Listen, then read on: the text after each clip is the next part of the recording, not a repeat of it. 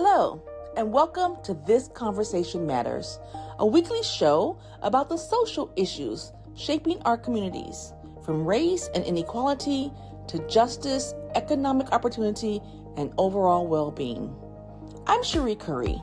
Each week, I speak with experts and people with lived experience to help you better understand why these issues matter in our lives.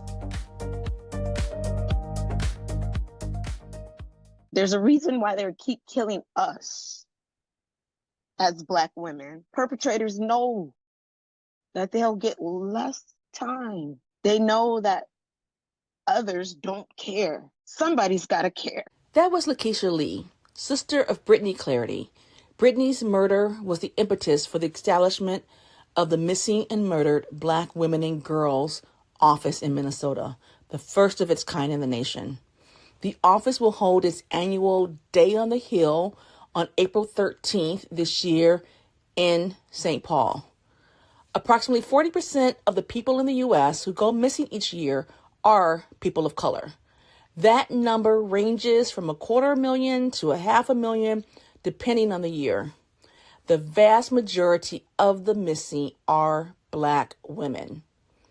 I'm Cherie Curry, and my youngest sister, Athena Joy Curry, went missing in May 2011 and has yet to be found. Many of the missing, when they are found, are often found murdered. Missing and murdered Black women and Indigenous women and Latina women often don't receive the same high-profile media coverage as missing white women. I've written about this before for USA Today. I will return to this topic often on This Conversation Matters. Today, we hear from Lakeisha. I'm Lakeisha Lee. My sister is Brittany Clardy, who was killed in 2013. Our home is in St. Paul, Minnesota. My sister was killed in Brooklyn Park, Minnesota. And my sister had just turned 18 when she was killed in 2013. It was February 11th, the day that she disappeared. When this all was happening, I wasn't sure exactly what was going on. I didn't know what was going on. I was close with my sister, but I didn't know things were to the extent that they were with her boyfriend. But long story short, as far as the background of this, everybody's been a teenager.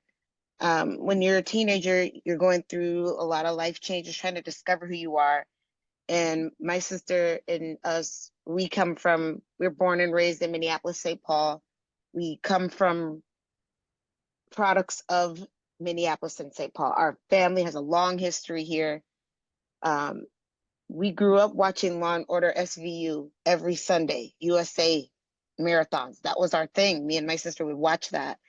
I didn't know that this would become our life and our life's work when we were doing that. But it led us up that point in 2013 where she went missing.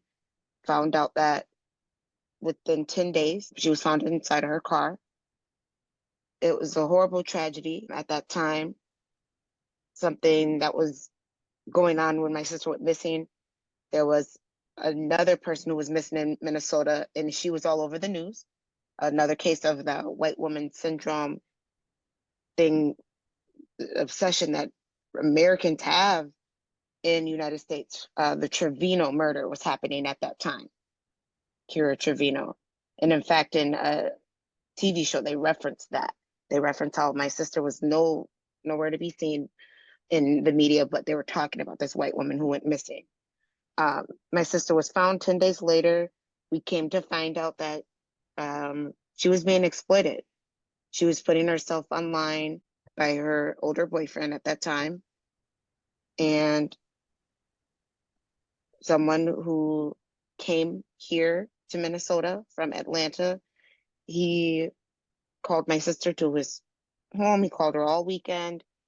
And finally, he, when she got there, um, he killed her after engaging in sex with her and put her in her car. And he put her car in the parking lot. It was towed from the parking lot because it was in February in Minnesota. We always are plowing, especially in February. And so when it was towed, she had just recently got the car.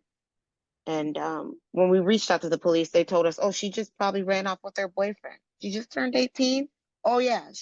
Oh, yeah, we're right on 94, Chicago. You know, she probably went to Chicago with her boyfriend. And I'm like, no, we're the experts on our family. I know that my sister's missing. She's somebody who would not like to stay away from home. She was somebody who would always be on her social medias or on her phone to be reachable.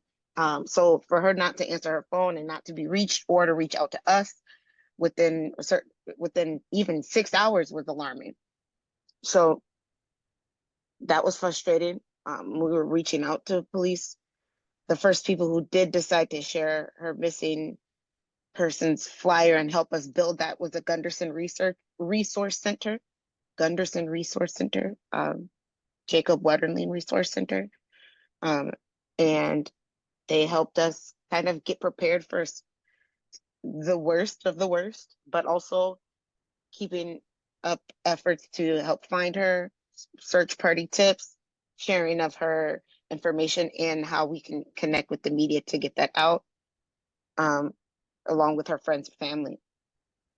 She was found, and because the towing lot sent a letter to our home, our family home, where my sister's address was still registered. So that's how we knew to go to the car company and say, hey, we need to go to where this car is. We're calling police. We're just letting you guys know. My mom went there and the police met her and told her to go back home. So that's how we found out about what happened to my Been to the sister. toll place and the police met you there and said, go back home. This was before they checked the car, or this was after they checked the car and they sent her home?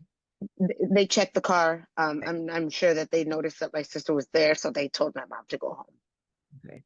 And didn't tell her why? No, Okay. and later showed up that evening to tell her that my sister was found in the car deceased.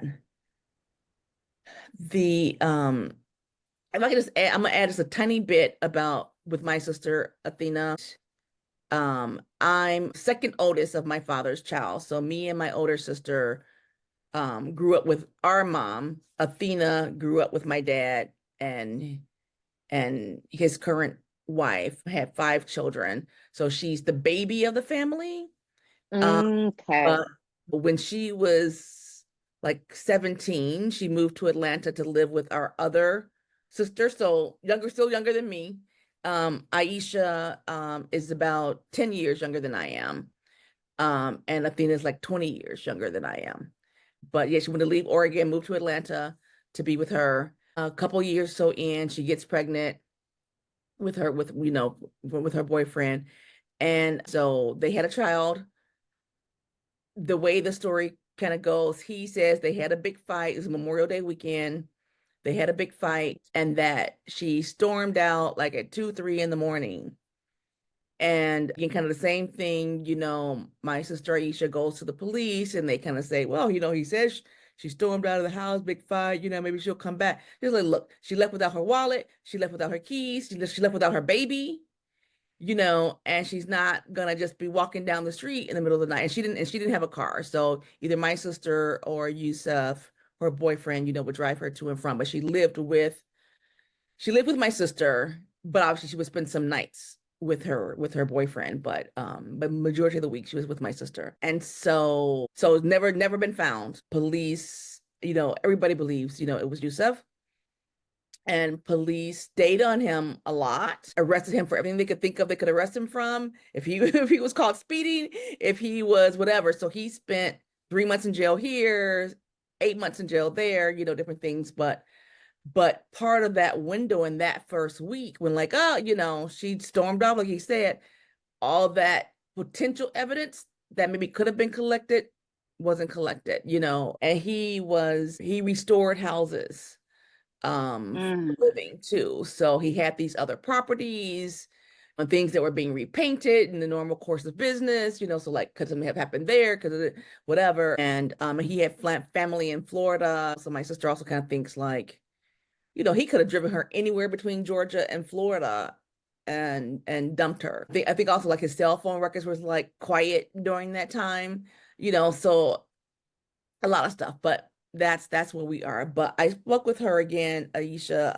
and she was able to adopt our nephew, and so she's been raising him. But she has done a lot of media. She just had Athena, on Dateline NBC, on what's the other one? Wash, is the last name Wash, that does missing persons. He had a son who was killed and missing, and he started that missing person, and now his other son has taken over the show. I can't remember what it is, another nationwide kind of missing program, but everything, all kinds of publications. And that was in, let's say, that the first few years, and every Memorial Day they kind of do a little bit of extra. But I was telling her, about you and about Brittany Clardy Act and everything, and she said she can't do anymore. So I want to kind of talk to you about that. She's like, retelling the story is so hard. And because she hasn't been found, and because, you get one group of people just like, we still have to, we do have to find her, but in her mind, she knows who did it. She knows who did it. So I wanted to see how you find that strength to do all that you're doing, because man, I can relate so much. When you feel like you're the only one, it gets tough. When you don't feel like progress is happening, when you don't feel like you're being heard, that is the thing right there. When you don't feel heard and seen, it becomes it's frustrating at first, but then anger can develop with time, especially because she's raising her son. So sometimes we do certain things to protect ourselves. And if that's the experience that she has been having, when that anger creeps in, as she has to still be able to maintain her personal life and to be a mother to him, the best mother that she can be, without anywhere to go for the anger where's the anger gonna go? That goes in it goes in our bodies. It comes out in so many different ways. It comes through disease, through all type of ways that we keep the scores of the trauma that we've been subjected to. But that's what I know all too well. And that's something that I'm working on with the foundation, is storytelling, because as hard as I know that this is for me, and for others who have come before me, our siblings' voices aren't here. Just like when prom's happening and his mom isn't there, and she's doing her best to make sure that he has everything he needs and his date, to be able to bring those stories in to family and tell the story in a way that impacts people and inspires people, because we are so important. There's a reason why they keep killing us. as Black women, perpetrators know that they'll get less time. They know that others don't care. Somebody's got to care. Yeah. Okay. Yeah, I appreciate that. And it's so hard. So I wanted to see like other women that maybe you have connected with. Crystal Anderson, it's very similar story to what you've mentioned today about your sister. Crystal was in a domestic violence relationship. Even the baby told the police officers she was 7 when she was talked to, but even the baby told the police officers she seen him putting her mom in the car.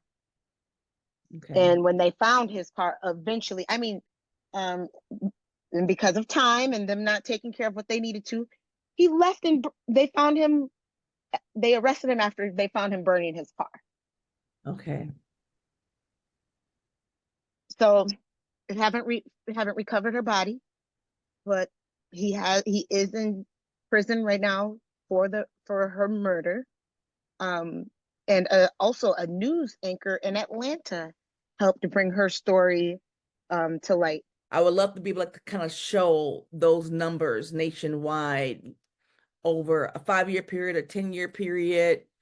These are the number of Black women missing. These are the number murdered. These are the whatever it might be to kind of help people know. For me, it was such a heartbreaking time. For me, for us, I was very protective of my sister.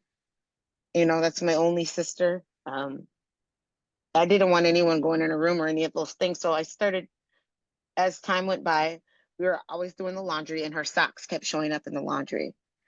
And we were like, we got to do something because nobody's touching her stuff. This is crazy that this is happening.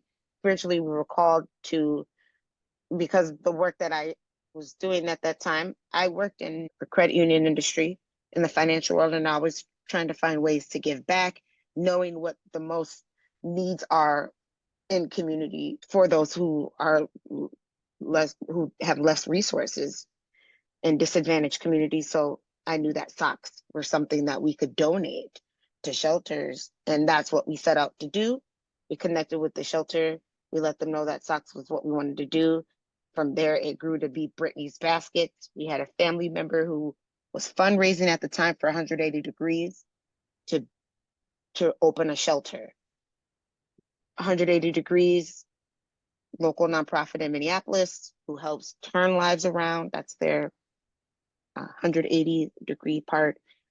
For those, especially for men, it's how that company started, but it changed from there, where we connected with them, and it was a safe harbor shelter. The law went into effect August 1st of that year, and we connected with the 180 Degrees, and they needed an identity for the shelter, and Brittany's Place grew out of that. So the foundation, basically, we have helped make the connection to provide Brittany's Baskets for all the youth that are exiting or entering the program that don't have that basic need of a some soap that's for them, something that's personal, not just, all right, you're in a shelter, here's this big one size fits all soap that's on the wall for everybody who uses the one shower that we have today. This is something for, we were getting and asking, we continue to ask and get donations for hair care products that are for youth of color, because we know that 90% of the youth that are coming through Brittany's Place are youth of color. Those youth can't go home.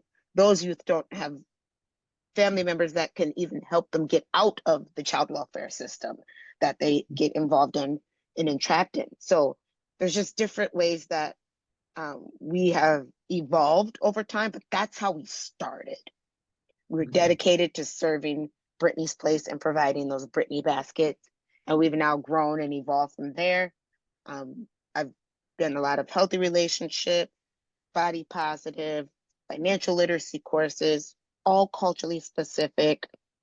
I transitioned from working in the financial industry of 10 years and leaped out on faith and was in the nonprofit industry, working as a case manager and working with youth that are specific to safe harbor, so sexually exploited or at risk youth.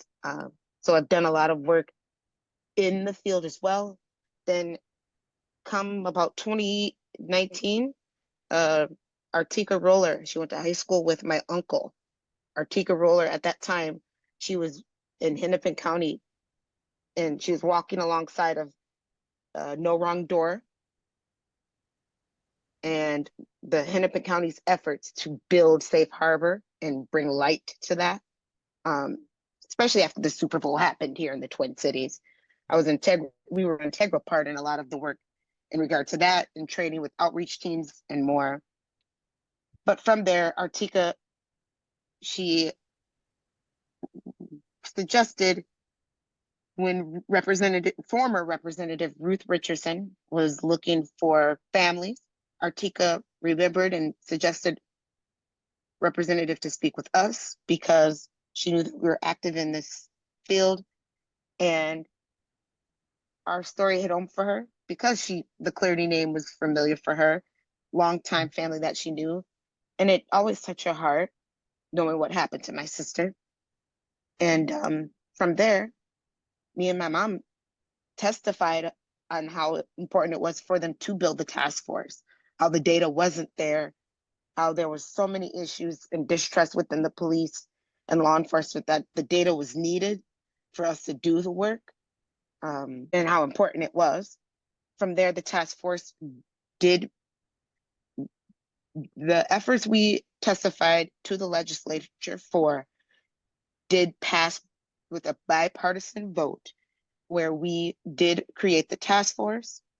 I learned when the task force was opening. I applied for the task force and I was voted board chair at the first November meeting. That was 2021. Wow. I'm just like, the time frames of how fast everything went is just like so fast. Hindsight, of course, hindsight. But from there, at the first meeting, I connected with the team Research and Action, who was contracted to write the report for legislature that the task force would produce to tell the legislature, all right, this is the data that we found. This is what we need, or this is what we recommend. We recommended 10 steps from that report.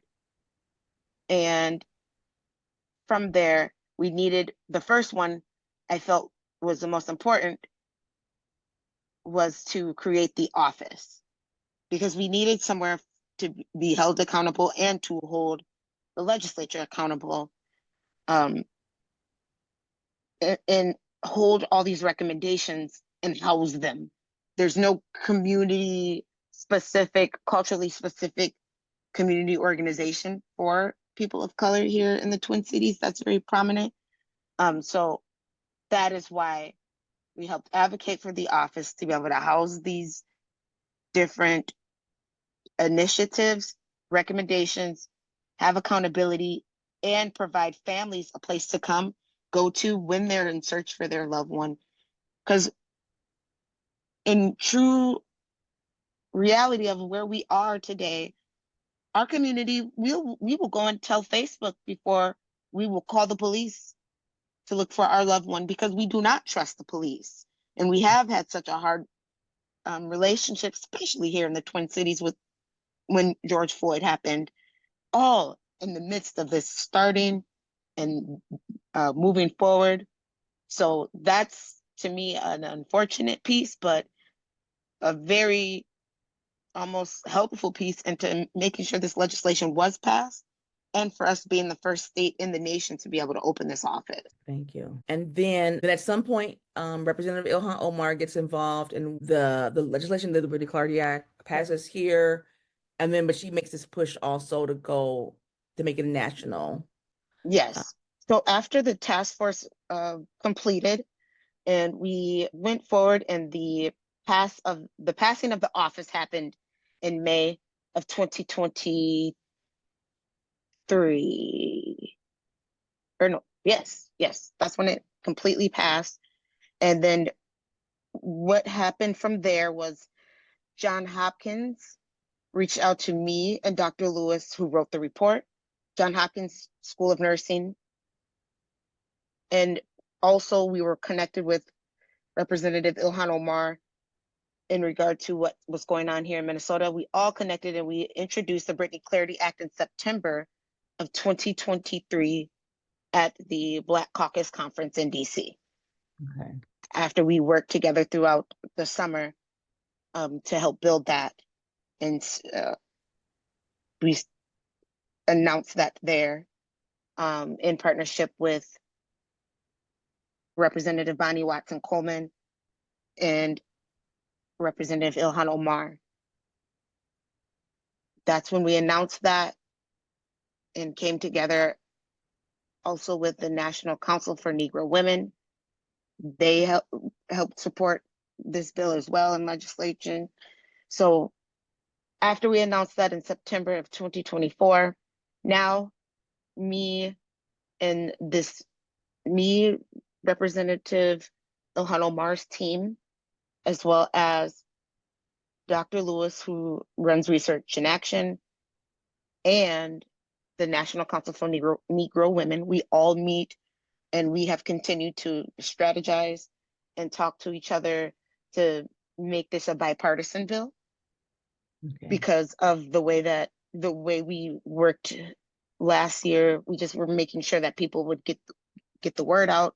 I believe because it was such a tough political year, it was hard for certain leaders to connect with.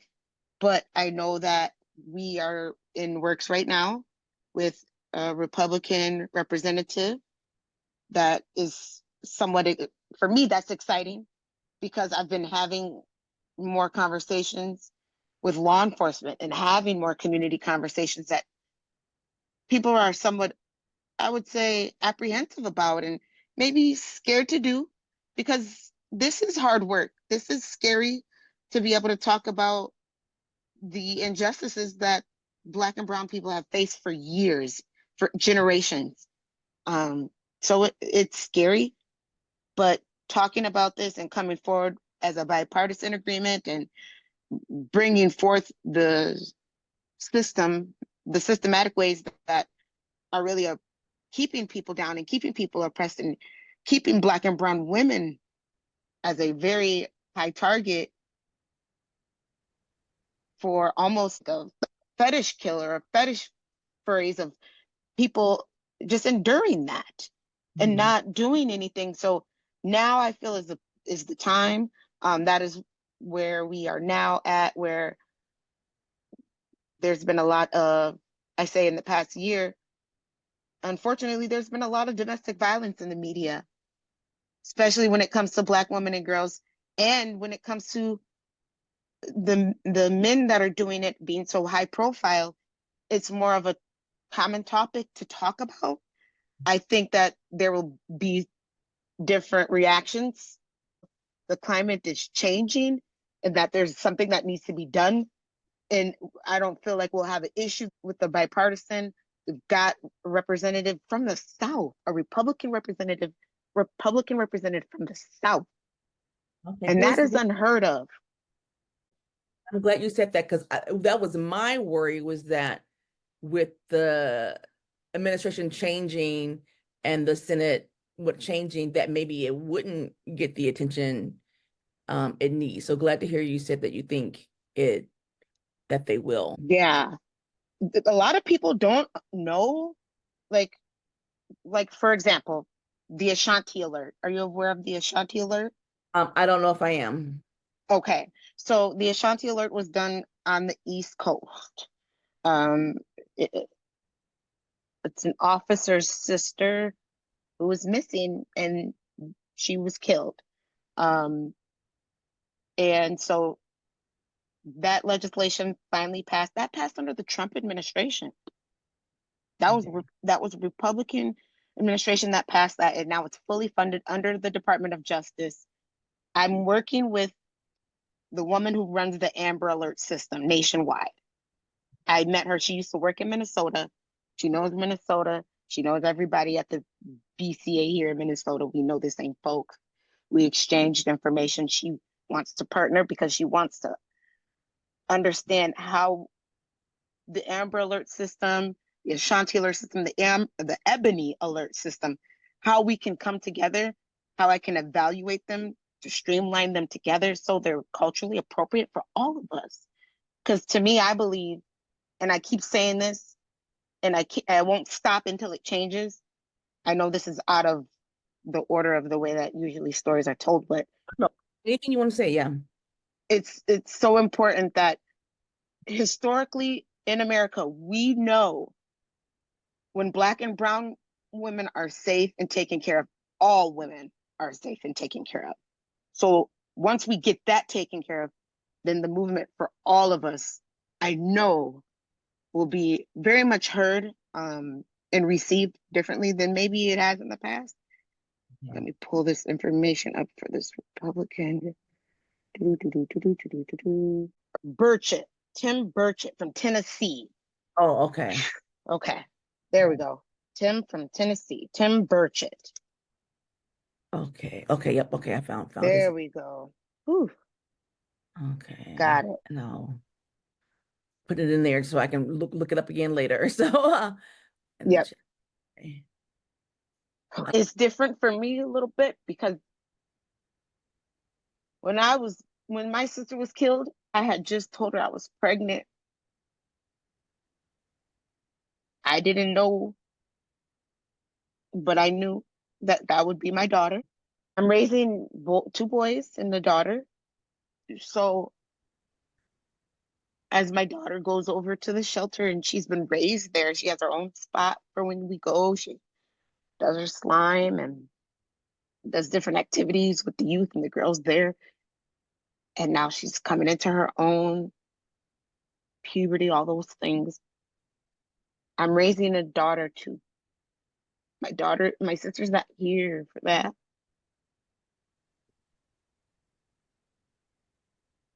And so that's what makes it me keep going. And it also is what makes it hard. But I have to show, it's not even just my daughter, but it's so important for me to, because of my experience and what I grew up. I remember as a child, that was the one thing that strikes my heart right now, saying to my mom so much, but that's not fair, Mom. But that's not fair. Justice is a core value of mine. I've learned that growing. And Black women, we can do anything. We can do anything. We are a blessed, incredible, divine group of people. And I care so much about that. Mm-hmm. Even when it gets hard, I still am that. No matter what I walk around with and I carry that, I can't change that.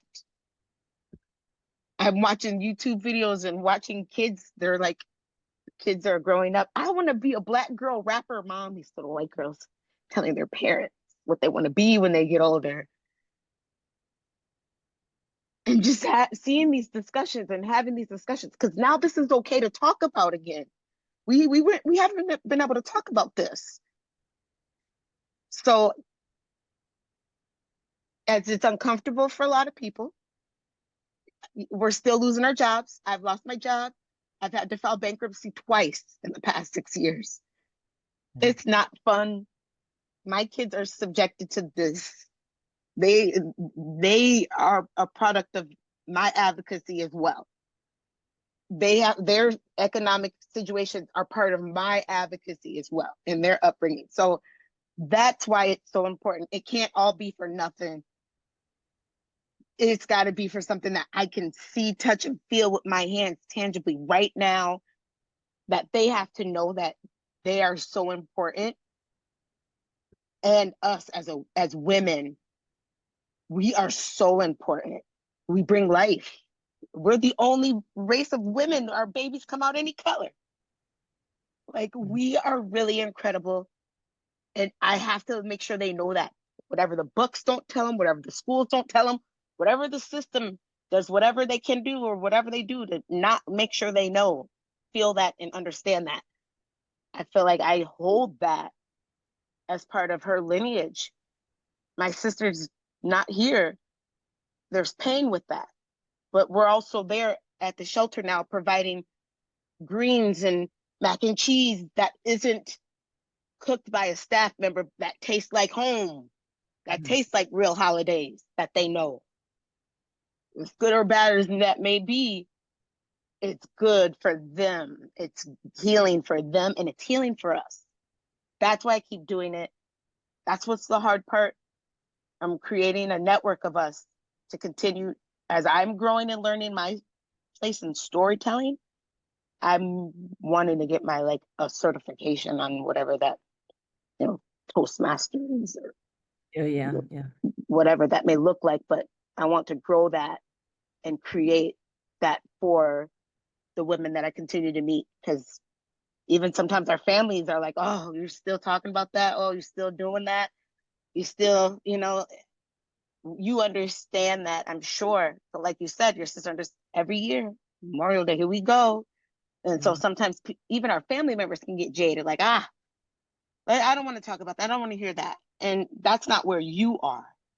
That's not where your feelings are. So sometimes we need each other to be able to rely on, to say, hey, I see you, I hear you.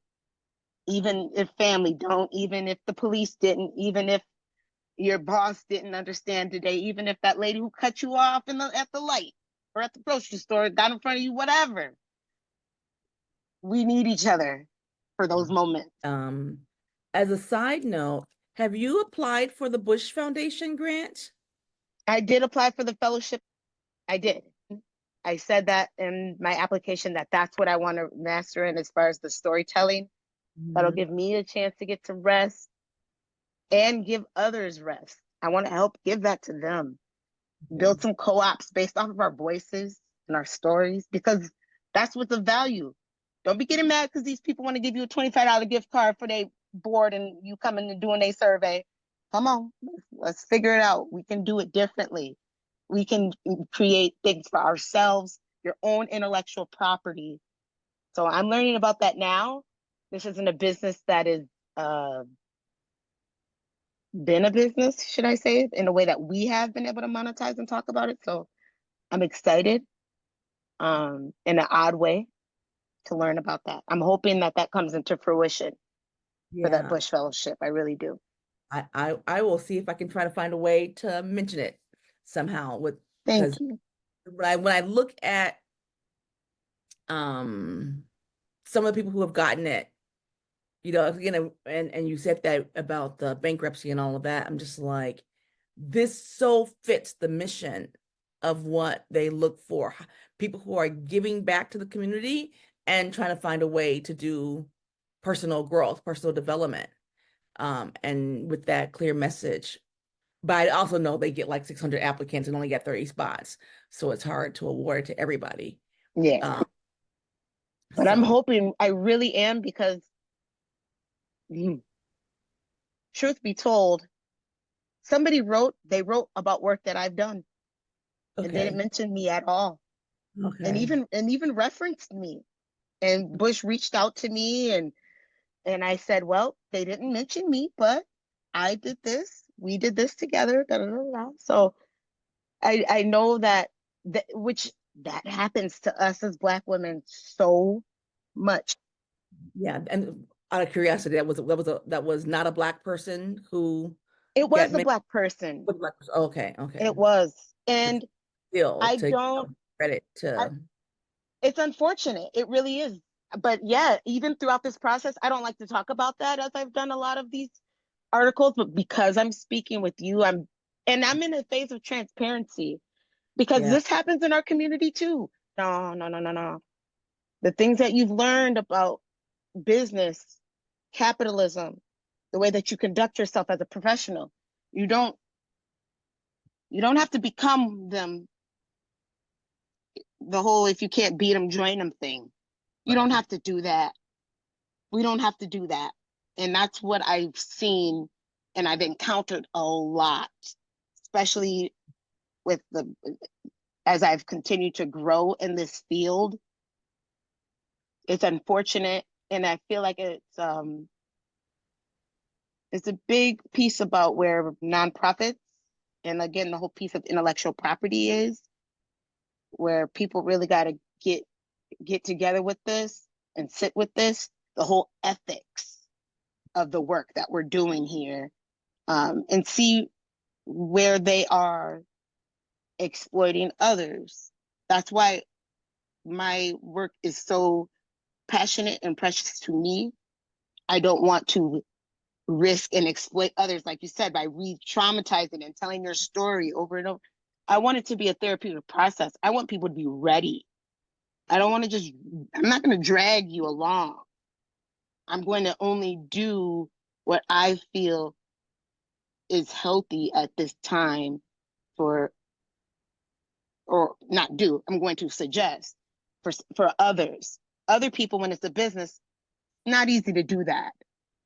Like the Department of Justice reached out and flew me, Dr. Lewis, a lot of leaders here from Minnesota, the new office director, and former Representative Richardson. We all were in DC talking with the federal government about what we've done with Black women, for Black women and girls. And then a lot of us were on flights. By 10 p.m., we were home that night. Mm-hmm. I know that they don't do that purposely, but when you have a day of talking about such a heavy topic, it's such a high profile, heavy thing, you should have gave people 24 hours to get home. Yeah. You should have given people an opportunity to rest. People might want to run back home to family, kids, whatever, but an option to maybe, just have maybe some debriefing for that, some space. Even when we did, like when we were doing the report, we were asking people for their expertise. We were asking people for their shared experience and lived experience, but we were doing them in tangent with healers. We were doing them at yoga studios with healers available afterwards to say, all right, here's your funds for your time and your expertise. And we have a therapist, and we have a healer, and we've got sound bowls. We've got all kind of different opportunities for you to be able to heal. We got somebody to talk to. We'll do it at church. We'll do it at the hair salon, whatever feels good for you and where you feel social and where you feel that you can have that opportunity to debrief afterwards, because we weren't wanting to cause more harm. Mm-hmm. Have you reached out to, I mean, some of this is kind of the obvious, but seeing like an Oprah or The View or... I haven't. I feel like because I'm so I'm underfunded so tremendously. So I guess that's what keeps scaring me is like, all right, I'd love to reach out to them, but until I have enough funding, or that when they reach out, I'm on top of it. I can come with X, Y, Z. I have my resources together to be able to come and be fully prepared and show up as my best self. It's been hard for me to do that, but I'm hoping that after this week, that was important for me. By, okay, actually, sure, I'll come and fly and talk with the federal government. And the different people that were there, like Mrs. Townsend, who's amazing and is connected and whatnot, like the different news journalists that were there and moderating the conversations, that is where I felt, okay, well, these people have access. These people have the power to uplift this work and bring funders and bring the attention to this. So these people can check us out, and maybe their people can look to see who's actually doing this work, what's actually happening as far as being part of the solutions and talking about solutions. Because I feel like we've had a death of a celebrity that's kind of going away, and it's happening. So now anybody can become and have voice to speak towards issues and things that matter to people on a large scale. And I feel like that's where I'm gearing up towards, to be able to speak to those things. I would love to, what I want to reach is Erica Alexander. I want to Oh, reach her. I want to reach her. I want to reach, they reached out and they wrote the letter that supported Megan Thee Stallion when she was shot in her trial. I want those same people that care about Black women, I want them to care about this too, and violence against us. I want them to join this work too. I don't necessarily want it for the publicity or for all the things that can come with those things, but just because of the solidarity, and because, yes, you guys do have the power and influence over our youth. You know, the youth are watching. They're the future. So that is important for me, for them to understand who their idols are looking at and what their idols are caring about. That's my piece with it, to get them involved. okay. Thank you. What do you want the general public to know and do? So outside of the lawmakers and the celebrities, the everyday people. I want the general public to know that Black women are incredibly hardworking, and they need support. There's a lot of unlearning that we need to do, but I guess that was probably, like I said earlier, my main thing of, historically, our country's been built from Black women, from the rape and murder and mistreatment of us. We got to be able to do some repair. I want the general public to understand that when Black and brown women are safe, all women are safe. That is so important for me. That's like my main thing. That's to me what the issue is at the police station. That's to me what the issue is when we call. We're not believed, we're not heard because we're not valued. We got to be valued in a different way. Even sometimes within ourselves, in our own communities, things have happened to us. Trauma has been passed on where we don't even value it in ourselves. So that's my big push for the general public. Black and brown women are so amazing and super valuable. There's the other Ruth, so not the former representative, I'm forgetting her last name, from the Indigenous Women's Resource Center or something like that. Let me see if I can find her name here. Ruth Anna Buffalo. Oh, okay. CEO president of Minnesota Indian Women's Resource Center. And they have a division on missing and murdered Native American women. And so I know she told me that she worked closely with Representative Ruth in the beginning, because they already kind of had their division.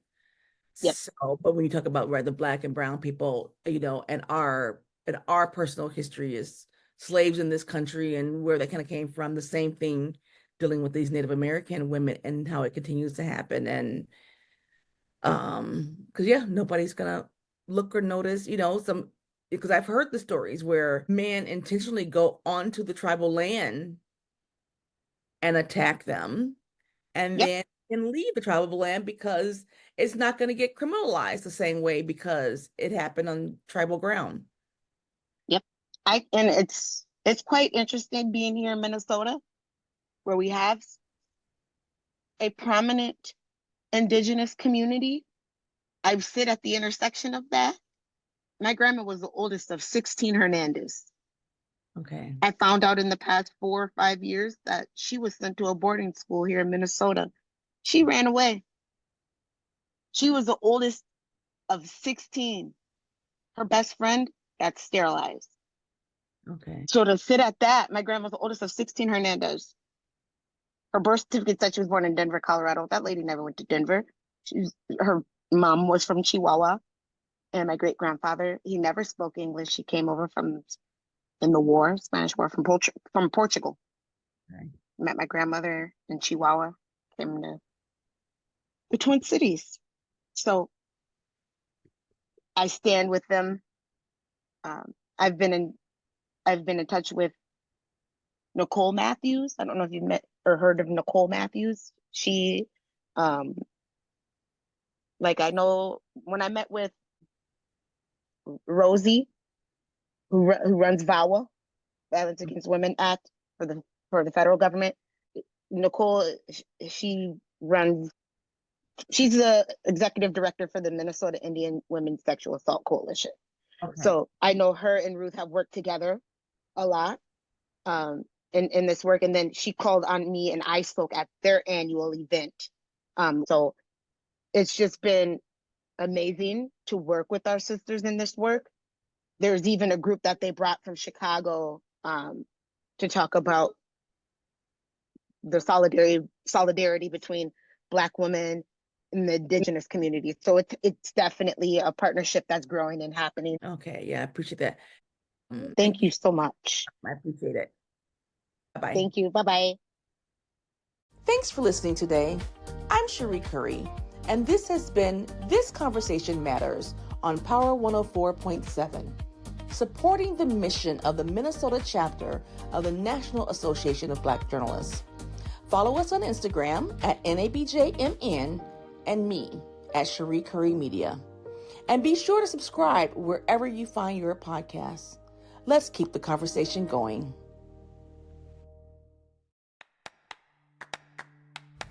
Hi, I'm McCall, and every week we take you beyond the story. An NABJ Minnesota program brought to you by All About the Culture and Power 104.7 FM. Beyond the Story introduces you to business owners, community leaders, and media professionals. Join us Tuesday evening for Beyond the Story. Today, we're speaking with Samantha Honglong, journalist at Sahan Journal. She speaks on the future of journalism. So, Samantha, should future journalists be scared or hopeful for the future? Well, I think it's a mix of both. Like, I think, for example, in my role, right, like I'm a journalist and I'm working in journalism, but it took, when I was a student, I was always questioning, like, is this the right path for me? Because of all the attacks on the press, all of the pressures that come with being a journalist. But I think it's also very hopeful because, like, during this time that we've been, like, this very crazy time that we've been facing in Minnesota, I think it feels like you're helpless, but then, like, you go to work and you're doing work that matters, and it's shaping the narrative, it's impacting people, it's able to inform people of resources and dangers in their community, and I think that's a very powerful thing, and journalism is a very powerful thing, and so to have a role in that is very hopeful, and being able to play a part of protecting freedom of speech and protecting those who are vulnerable through your storytelling is a very valuable and worthwhile thing. I'm McCall, and this has been Beyond the Story, where the